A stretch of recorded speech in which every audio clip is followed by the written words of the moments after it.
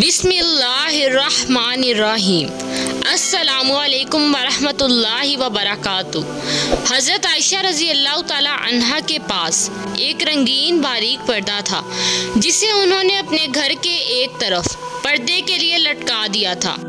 आप सल्लल्लाहु अलैहि वसल्लम ने फरमाया कि मेरे सामने से ये पर्दा हटा दो, क्योंकि इस पर नक्शशुदा तस्वीर बराबर मेरी नमाज में खलल अंदाज हो रही हैं। हज़रत अबू हुरैरा रज़ी अल्लाह ताला अन्हु से रिवायत है कि नबी पाक सल्लल्लाहु अलैहि वसल्लम ने फरमाया कि शैतान जब नमाज के लिए पुकार की आवाज़ सुनता है तो गोज़ मारता हुआ भागता है ताकि मोज़िन की आवाज़ ना सुन सके।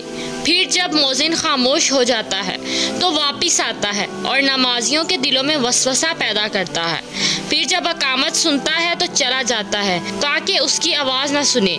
फिर जब वो खामोश हो जाता है तो वापस आता है और लोगों के दिलों में वसवसा डालता है।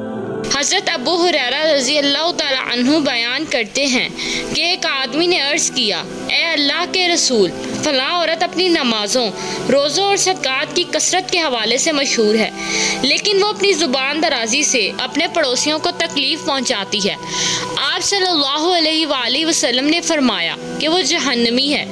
उसने अर्ज़ किया, ए अल्लाह के रसूल, फलां औरत अपनी नमाज़ों, रोज़ों और सदक़ात की किल्लत की वजह से मशहूर है और वो पनीर के चंद टुकड़े सदका करती है और वो अपनी ज़ुबान दराजी के ज़रिए अपने पड़ोसियों को तकलीफ़ नहीं पहुंचाती।